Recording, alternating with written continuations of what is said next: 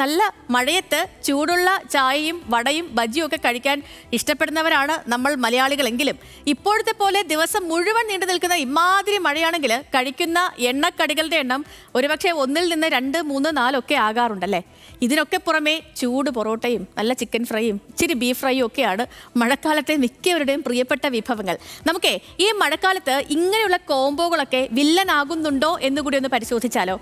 ഈ മഴക്കാലം തുടങ്ങിക്കഴിഞ്ഞാൽ നമ്മുടെ പരിസരങ്ങളൊക്കെ എപ്പോഴും നനവോടെ കാണുന്നത് കൊണ്ട് തന്നെ സൂക്ഷ്മജീവികളായ രോഗാണുക്കളൊക്കെ പെരുകുന്നതിന് അത് കാരണമാകാറുണ്ട് കേട്ടോ.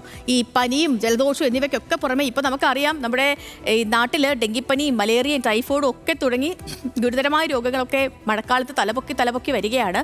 അപ്പോൾ അതുകൊണ്ട് തന്നെ മഴക്കാലത്തെ ഭക്ഷണ കാര്യത്തിലും നമ്മൾ കുറച്ചും കൂടി ശ്രദ്ധ പുലർത്തണം. നമ്മൾ കുറച്ച് മുൻപ് പറഞ്ഞതുപോലെ ഈ അതിതീവ്ര മഴയുടെ സമയമൊക്കെ അവസാനിക്കുന്നു എന്നൊരു സൂചന വരുന്നുണ്ടെങ്കിലും മഴ അവസാനിച്ചിട്ടില്ല, മൺസൂൺ തന്നെയാണ്. അപ്പോൾ നമുക്ക് കുറച്ചും കൂടെ ഒന്ന് ശ്രദ്ധിക്കാം.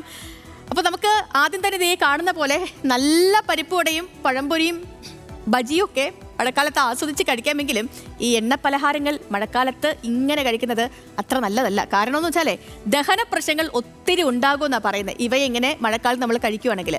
കാരണം ഈ മഴക്കാലത്ത് നമ്മുടെ ദഹന പ്രവർത്തനം ഒരുപാട് മന്ദഗതിയിലായിരിക്കും എന്നാണ് ഈ വിദഗ്ധരൊക്കെ നൽകുന്ന അഭിപ്രായം. അതുകൊണ്ട് ഈ സമയത്തെ എണ്ണക്കടികൾ ദഹന പ്രശ്നങ്ങൾ വല്ലാണ്ടുണ്ടാക്കുമെന്നും പറയുന്നുണ്ട്.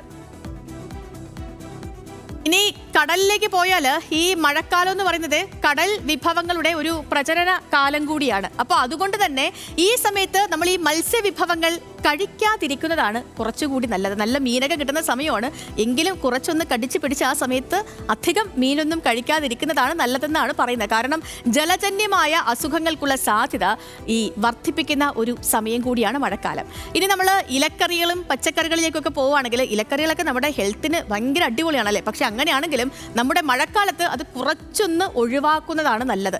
അതിന് കാരണമായിട്ട് പറയുന്നത് ഈ മഴക്കാലം ആകുമ്പോഴത്തേക്കും ഇലകളിൽ ബാക്ടീരിയയും ഫംഗസ് ബാധയും ഒക്കെ കൂടും. അപ്പോൾ അതുകൊണ്ട് തന്നെ അത് നമ്മുടെ കുറച്ച് ഹെൽത്ത് ഇഷ്യൂസ്, ആരോഗ്യ പ്രശ്നങ്ങളൊക്കെ ഉണ്ടാക്കാനുള്ള കാരണങ്ങളാകുമെന്നാണ് വിദഗ്ധരുടെ അഭിപ്രായം. അപ്പോൾ മഴയും കട്ടൻ കാപ്പിയും പഴംപൊരിയും ഒക്കെ അടിപൊളി കോംബോ ആണെങ്കിലും മഴക്കാലത്ത് ഒത്തിരി അങ്ങ് കഴിക്കാൻ നിൽക്കേണ്ട. കഴിക്കണ്ടേന്നല്ല, കഴിക്കാം, പക്ഷെ ഒത്തിരി അതിൻ്റെ എണ്ണമൊക്കെ ഒന്ന് ക്രമപ്പെടുത്തിയൊക്കെ കഴിക്കുന്നതായിരിക്കും നല്ലത്.